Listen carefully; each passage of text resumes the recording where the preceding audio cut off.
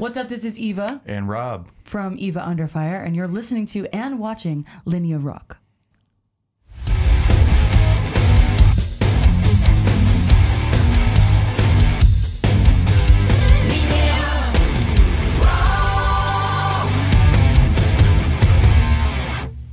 Welcome, Eva, and welcome, Rob, to LINEA ROCK. Thank you. From Detroit Rock City. Yeah. You're in Milan, and There you're we going to go. play tonight a show.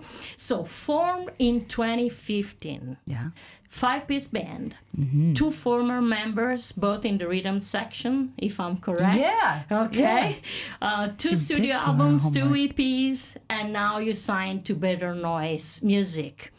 Okay. So, mainly you cut your teeth the old-fashioned way, so with a lot of live shows. Tell us your story, you know, from the beginning up to now, Sure. which are, you know, the main things that you've done, and whatever you want to present the band. I love that.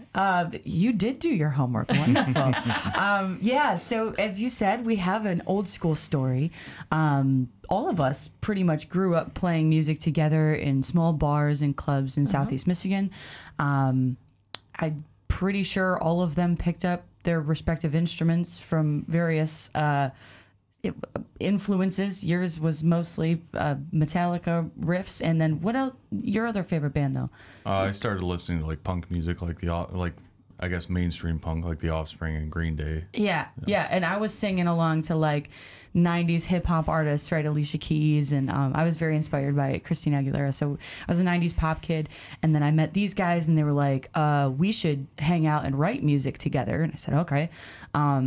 We fell back in love with writing and with playing after taking a little bit of a break. We thought we'd give it one more try. You know, now that we were post high school and grown enough to like drive ourselves around, you know, maybe our first tour ever was like a 10-day independent run, 20 hours from home. We went from Detroit to like Houston and back.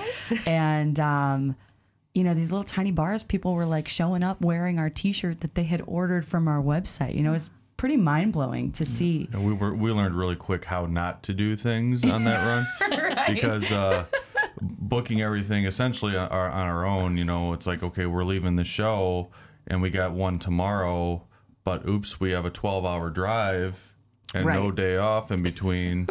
So it looks like we're sleeping in the van. Walmart parking lots. Yeah. Yes, we slept in the van in Walmart parking lots, which is surreal to be here now. I mean, we're still in a van, but we're on the Skillet tour. Like it's crazy to me that we went from 20 hours from home was pretty far. You know, now we're halfway across the world. Yeah. Insane. That's amazing. That's insane. Thank you. And what do you think of your own town of Detroit? What do you bring of your, you know, environment and your city in your music? Because that's a city which has a long story in rock. Sure. Pretty intense. So what's in Eva Under Fire of Detroit? Hard work. Hard work. Whew, blue collar people are no joke.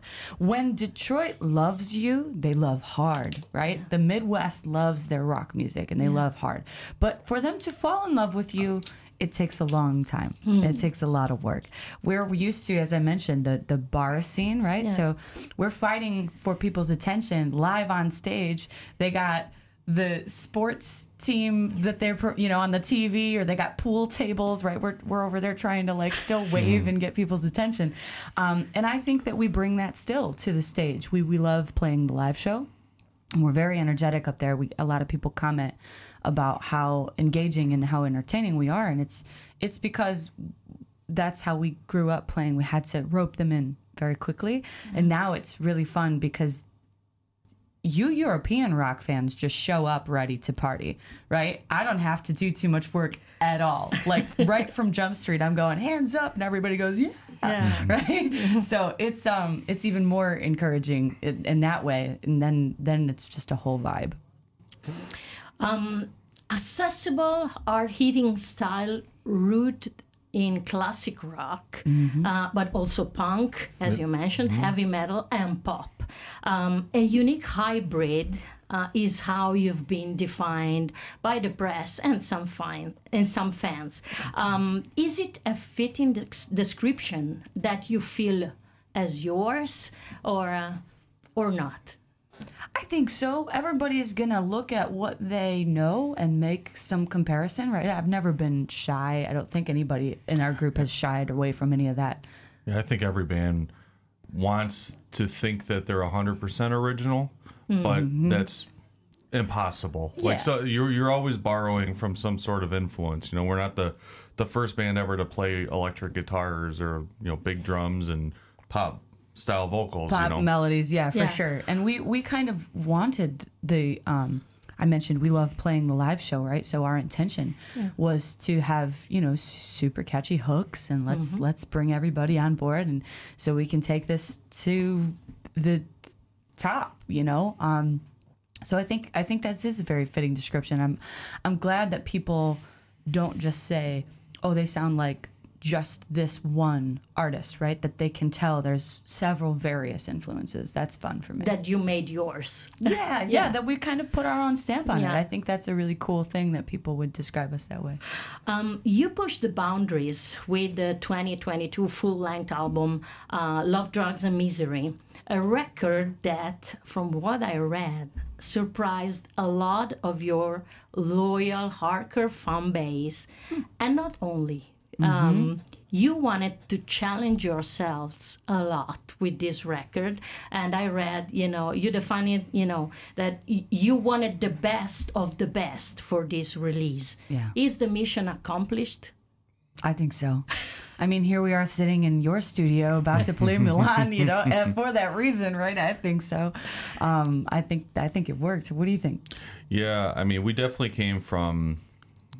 It's hard to describe what we started out as, but it was definitely more chaos. Yeah, more of like a Paramore influence, I'd say. You know, we wanted to refine that sound, and you know, for the record that comes next, it will be even more refined in one direction or another. So what I appreciate about some artists out there is that they're always willing to try something new and change, and we're not going to be any different. You know, this is what we did in this moment in time, and a couple years later, when the next one comes, it'll be a little different. You know.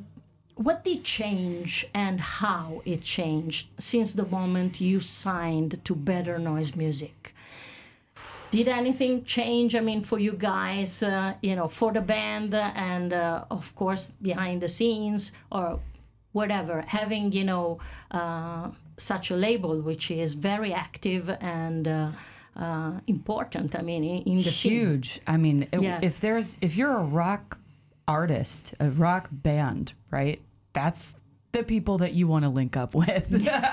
So I think the first thing that probably changed for me was, okay, this is real now. I get to do this, right? The gate has opened. Okay. Yes, the gate has opened, right? And then I think the next thing that changed was they loved what we were doing in a raw setting, right? Because we had so many chaotic influences that you could hear it. I mean, if you listen to the Anchors album, right, it's everywhere, all over the place. We wanted to refine it. We wanted to define it. We wanted to kind of make it sound like, you know, bigger than it ever had, and yet still be authentic. So we had to figure out how to do that.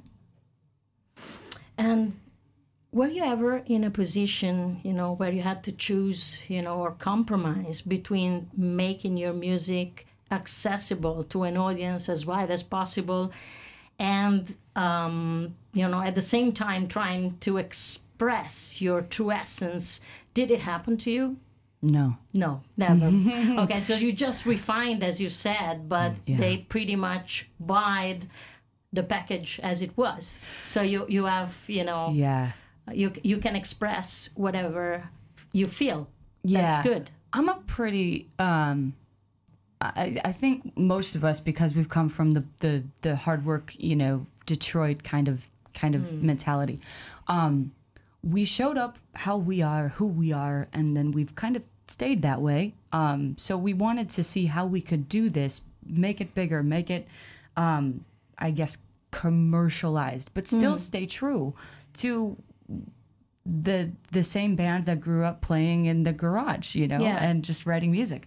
And I think because it was a focus for us, and because we were very careful with who we worked with on this record, I think we were able to do that, and we didn't have to compromise what we really wanted to say. As we said, you have a lot of influences, which are classic and modern as well. How did you manage to combine, you know, tradition and give a voice also to your own generation? Is this difficult to do? I don't know. Yeah, I'd say to make something like, you know, outside of the punk stuff, a band that I love is like a band like Pink Floyd, you know. And if it was up to me, I'd write like 20-minute opuses just of atmospheric sounds and noises, you know, but that's not gonna get us anywhere. So it's just a hobby. But yeah, I you know, it's not really as difficult. There are certain things like solos, for example, guitar solos, like in classic rock. That's something that we were adamant that we wanted to be present on this record. You know, we have a song called Another Shot Through the Heart that has a talk box on it, so you're thinking like Bon Jovi, Motley Crue, you know. And so we're borrowing from these older influences while still like paying attention and to Peter Frampton. Yeah, absolutely.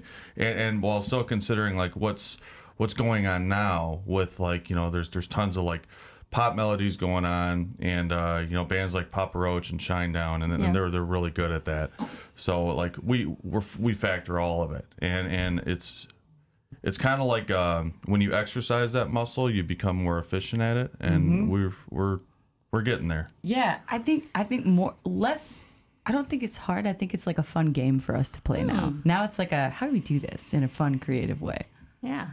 Wow. And are you working on new stuff, or on the road is not easy to do it? Do you have like a composition routine and you need to relax, or, you know, whenever it, you know, a song can come, you know, and... Oh, yeah. I stumble out of bed at 3 a.m. with like a melody in my head. I'm like, I gotta, you know, get to the bathroom so I don't wake these guys up, and like, you know, get a voice memo in my phone. iPhones, so you can record right on the spot, on the inspiration. Spot, yeah, and I know he's got a ton of riffs. Yeah, one of the worst things you can do, and I'm sure any musician who listens or watches will agree, is forcing creativity. It just has to kind of like happen, you know. And sometimes it comes calling in the middle of the night in inconvenient spots. I'll have a dream where something will happen, and it'll be like a melody, and I have to immediately write it down before I forget it, you know. And sometimes you go through times where you're just not feeling it, but then you'll go through like 3 months where all you want to do is just write new songs and new music. But that's coming up for us. So for now you have just bits and pieces, and not new complete songs. Yeah, most of it is bits and pieces. Okay. Yeah. There's a couple of them that we and have that you are get inspired also from the places that you visit? Well, now especially, Okay. you know, we'll have a lot more to, once we go back home, to consider, you know, when we're writing concepts for lyrics and things like that. Try to, because what I know, one of the things that she likes to do is she likes to tell a story, you know, like lyrics. Yeah. For me, I feel like they're at their best when they matter. They really connect with people, you know, and she's really good at that. And there's a couple of our songs that our fans really attach to because of that. So, yeah. So next one is going to be less Detroit and more universal. Maybe from the Detroit perspective about just how crazy it's been to be all the way across the world, right? That's good. Yeah. And about the tour, is sharing the bus with 4 bad boys more therapeutic and zen for you, Eva, or the other way around? And who's the boss on the bus? Oh, that's a good question. I honestly think you're the boss on the bus because he's the driver most of the time. Okay. So that's kind of our rule. Whoever's driving gets to kind of call the shots. And can choose the music to listen to. Yeah, absolutely. That's like, that is his defining moment, is like, no, I want to drive most of the time so that I don't have to deal with anybody else's playlist. Yep. I think it's it's fun, and I do find that when I go home, I miss it because, of course, with these guys, it's always banter, right? There's always back and forth.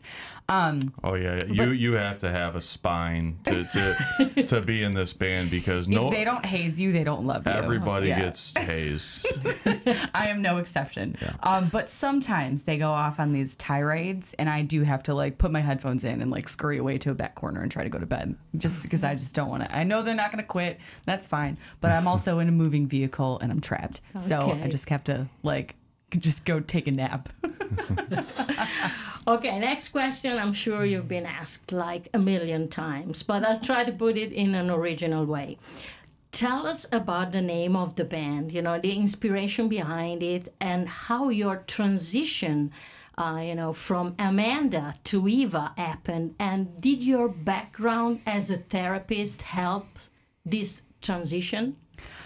No, you know what's funny? The therapist part of it was kind of the problem. That's why I didn't want, you know, because fans can find you on the internet, and I'm not gonna, you know, I think it's a conflict of interest to, you know, have the clients as fans, right? Mm-hmm. So I tried to kind of separate that world that was kind of born out of a need for me while I'm still practicing. I'm not taking any new clients anymore, but at first it was kind of like this. Yeah, I wanted to try to keep everything in its own lane, right? But the name of the band originally was from a song reference. It was Eva was the name of a song in the '90s that Chris really liked, and then Rob did like this deep dive on the internet to figure out like, okay, well we can't just call it Eva. What else is there? And then you found some kind of ancient civilization that overthrew their oppressors. It was like that was the war, and their name as a civilization was Eva, and I was like, Eva under fire, there it is. But I think truly when I started to just embody the name Eva, I love to meet people, and so we like to go out to the merchandise booth at the end of the show, and so we chat with people and talk with all the listeners, and I think it's a really fun moment for me. But eventually people started coming to the merch booth, and they go, Eva, that's Eva, over here, Eva, you know, can we take a photo? Can we take a photo? And eventually they go, is your name Eva? And I didn't want to give them a 20-minute explanation, so I just started to say yes. That was the short. Yeah, exactly. So now I feel like it's almost like they crowned me, you know, as Eva. They feel like that was what they gravitated to, was this name. And so I think now I kind of wear it as my badge of honor. But what of Amanda do you bring on stage as Eva? I don't think they're two separate characters at all. I'm not a great actress. I know I've tried my hand at acting a couple of times, but I'm not a great actress. I think for me, Eva is just an expansion pack of Amanda, right? There's this fun thing that I get to do with music when I can express myself to the fullest, specifically at the live show, and also when we're writing in the studio. And I think all of that it's public and it's present, and I can hug on people at the rock show and have this experience with them. That part is Eva, but all of that comes from Amanda. Do the other guys call you Eva or Amanda? No, Amanda. Yeah. Amanda. Okay. Yeah. Amanda. That would get confusing for us. Okay. Yes. That's when you go back to reality, you know, you're Amanda. All right. Blow, the song Blow, features a guest spot from I9 Kills Spencer. Tell us about that, you know, collaboration, how it happened, and was it like planned some way, or it just happened? No, that was definitely planned. Like the suits behind behind the scenes orchestrated that, because we didn't know anybody at that time, right? Not on this level. I mean, we met some bands regionally, but you know, to get access to somebody like Spencer, you need a contact, right? You need like contact with his manager, and it's got to be solicited. So we can't do it. So somebody on our behalf has to do it. Noise came through, like you said, and they were like, "Hey, do you think that I think Spencer from I9 Kills would be a great feature on this song?" And they're asking us as a band, you know, should we reach out to him? And I'm like, yeah. Is that a question? Why is that a question? I mean, please go. Yeah, do the thing. And it was a strange world at that time because of all of the pandemic stuff, restricted stuff. So we were not even in the same spaces, you know. So it was very much, he sent from his studio his tracks and all of that. Well, then the song came out, and the first time that I had ever met him was it Welcome to Rockville? I think it was. Yeah. Like the year later. And I was literally waiting outside of the catering office for these guys to come out and the artist compound. And Spencer's just walking by, and I go, I just kind of like waved because I didn't know if he would even recognize me. This was a year ago, you know? Yeah. And he points and he comes over to me singing the hook to the song. Wow. I'm about to blow. He's like, that was a killer hook, man. So we hugged it out. It was great. We grabbed a picture. So that was my first time meeting him, though. And he's such a kind, just a really wonderful, like super chill musician, really cool guy. Great. And about Heroin, the song is featured on Snow Babies movie soundtrack. Yes. Which tell a story that I know means a lot to you, especially the lyrics. Was it written specifically for the movie, or it's a song that you had already in the can? For those who don't know, the film is about, you know, addiction spiral, substance abuse, especially increasing, you know, the increasing power of drug abuse in the young people, young kids. You know, self-destruction in disguise, let's call it. So was that a song that you had already, or you wrote it for the soundtrack? Actually, it went the total opposite way. We did have that song already written. It was one of the first demos that we finished for the album. Okay. Album wasn't anywhere near done by the time we had written Heroin. And that came from my personal story, right, with my parents and my struggle with grief and loss from overdose. And I didn't even write it with the same intention in mind, right? This was one of those songs that it didn't matter about the hook. It didn't matter how catchy it was. I didn't have a specific, like, framework for this song at all. This was like I ripped out a page of my personal diary journal, you know, and, like, just needed to get this song out. So when we turned it in, I know even our producers kind of cautioned us, and they were like, hey, this was not built the same way as other songs, so it might not be chosen for the record. Don't take it personally. You know, I said, look, I'm too close to the song. I'm just going to turn it in and see what happens. Okay. And then we turn it in, and the most beautiful thing, and I still to this day, I think it's like a sign from the heavens that I was where I was supposed to be at that time. The label calls us up and said, hey, I know the album's not anywhere near done, but we have this movie, and we need this song for the soundtrack. So if there's a way that you could finish this one ahead of schedule, that'd be great, so we could get it on the soundtrack. The movie is about this, you know, and they were telling me all about this movie. So I'm crying on the phone with them, and I'm literally like, I remember it was one of the first conversations that we had, and I go, I know you don't know me, but this means so much to me. Thank you so much. So it was a really powerful moment. So in a way you perceived that you needed to do this song for some reason that you already didn't know when you wrote it and finished it. And so it's amazing. And it happened for the movie, and that's amazing. Thank you. I mean, yeah, because I needed it for me. Right, I was going through it. My father had passed away, and I was broken. I needed to write it for my own therapy. Right, and then I turn it in, and it turns out it can be used in this movie with this purpose and massively maybe help others, right, and become something even bigger than I intended when I wrote it, which was amazing. And still to this day, I struggle on stage to not tear up when I see people in the front row singing that song back to me. Oh my. Ridiculous. And every sale and stream of the Snow Babies movie and of the soundtrack, including your song, is helping someone, you know, in recovery. So kudos to you guys and everyone involved in it. Do you take care, do you look for, what happens to the funds? Do you have a control and see, whatever money goes, or there's somebody else taking care, of it? I mean, we're a band that writes a lot about mental health, right? And a lot about, I think, addiction awareness, specifically with Love, Drugs, and Misery. So I don't think we're like in control, but we definitely like review what our music is going to be part of. Yeah, there's like possible plans in the future. I think of you doing like a foundation.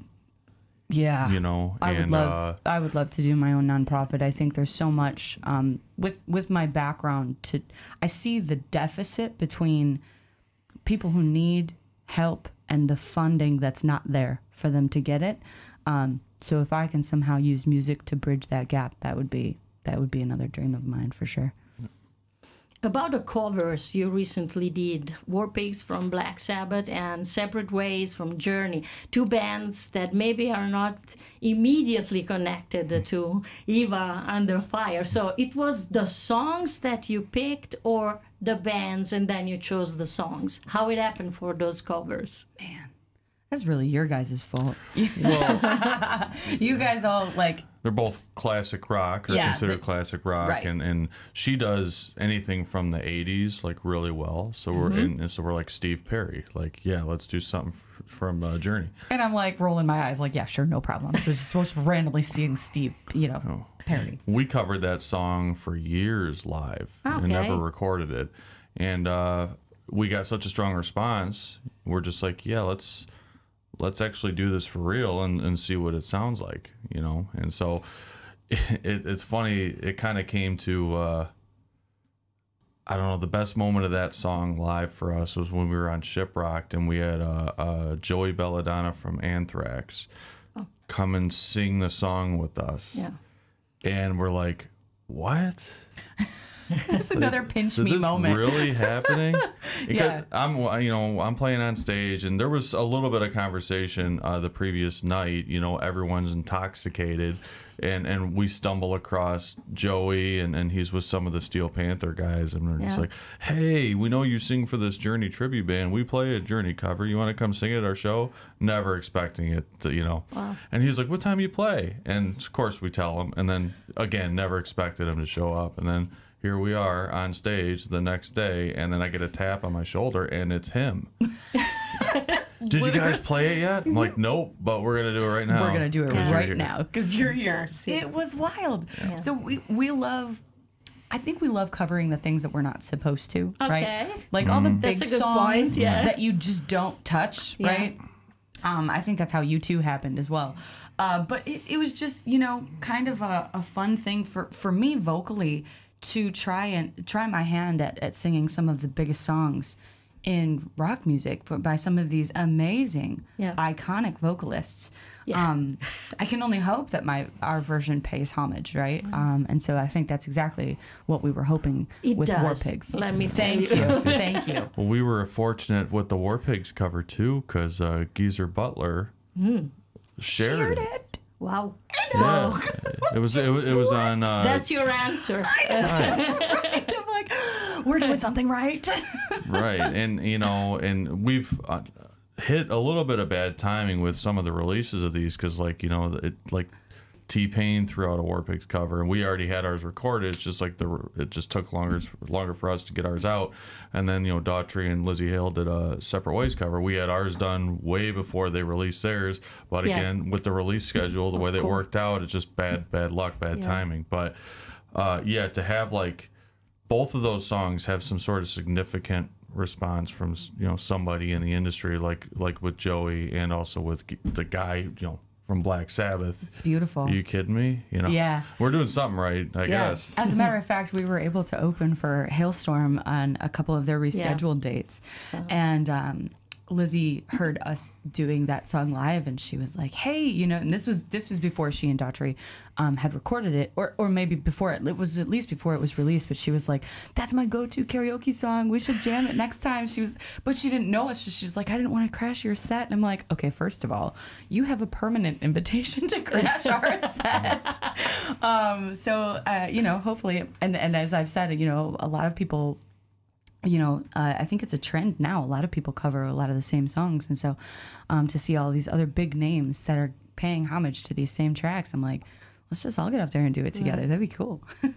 So last question, you mentioned Lzzy, just mentioned her, but I know also Joan Jett, Pat Benatar, Lzzy Hale, and Amy Lee are your top fave women in rock. What do they, you know, have in common through your ears and eyes that in a certain sense you embrace now and carry on your own? Yeah.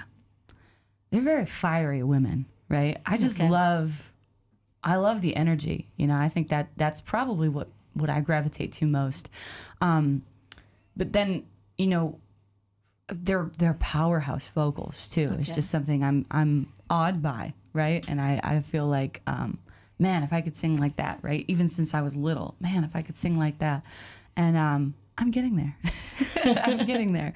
So, but I've definitely I've had those women as inspiration since I was young. My parents, you know, raised me on rock music, and so I was exposed to Joan Jett and to Pat Benatar super early on, and you know, my mom freaked out when Geezer Butler from, you know, Black Sabbath shared our stuff. And so this is, you know, from their generation. So I've always had a love and a respect for vocalists like that. But those women are my faves for sure. So what do you reply to those saying that, you know, rock and roll is just a macho affair? Oh. Not anymore. That's a good one. Okay. So thanks, Eva, and thanks, Rob, for joining us today. It's been a pleasure. Hope to see you again soon in Milan, and enjoy the rest of the tour. All right. Cheers, Milano. Let's go. Grazie. Grazie. Ciao. Ciao.